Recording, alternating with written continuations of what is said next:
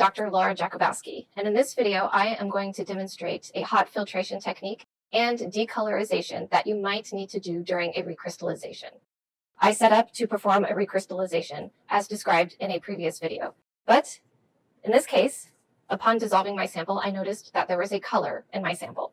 In addition to this, there are some solids remaining that I would have expected to dissolve based on the amount of solvent that is there. So to take care of this, we are going to need some items. First is some activated charcoal. Adding this will help to remove the color from our sample. In addition to this, we will need a filter funnel, a beaker. I have a 400 milliliter sized such that the funnel can rest at the top of that beaker.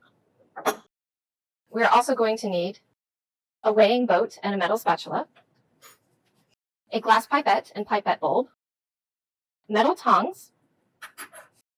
We're going to need a piece of filter paper that is 15 centimeters in diameter,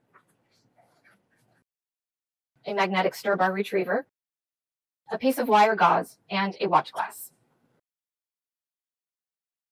To start, I'll mention that if at any point when you go to handle the glassware, if you feel that it is too hot to handle, you can use these tongs to hold the glassware.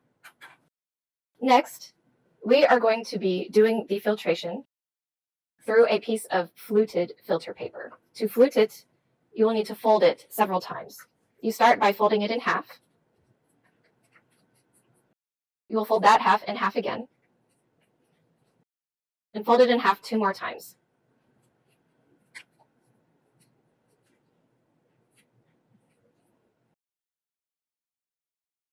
And then upon opening the paper, you will notice now that it will fit into the funnel.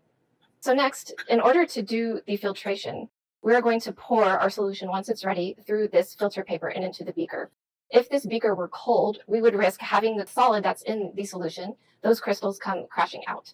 So to prevent this from happening, we are going to add a bit of our warmed solvent, pour it through the filter paper and into the beaker.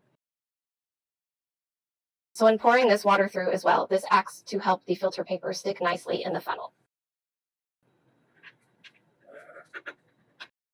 So we will let this sit and warm.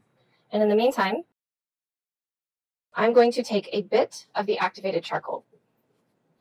I'll put some in the weighing boat.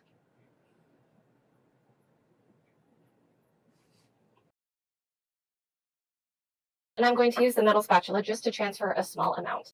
If you add too much of the activated charcoal, you risk losing some of your product because the product will get absorbed onto the charcoal as well as the color. So I'm just going to add a small scoop, just what fits at the end of my spatula. I will drop that into the flask and let it continue to stir with a magnetic stirring bar for a minute or 2.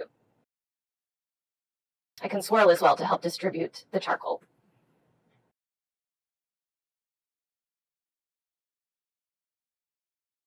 Before filtering, I am going to remove the magnetic stir bar. We will not need it anymore. I'm going to remove a bit of the solvent that had been in this beaker as well. We only want a minimal amount of our hot solvent here. So next I am going to pour from the flask through the funnel to filter.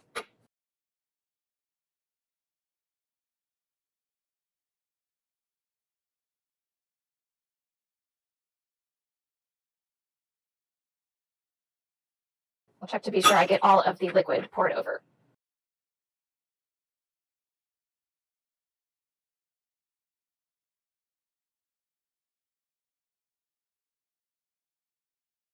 I'll tap the top of the funnel to be sure I get all of the drips out of the filter paper. Next, I'll remove the funnel and set it to the side. And I'm going to remove the beaker from the hot plate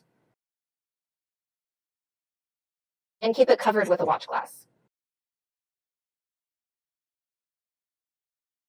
It should sit like this undisturbed at room temperature, during which time you should see the formation of crystals, and after which point you can move on with the next part of the lab to filter and collect your crystals.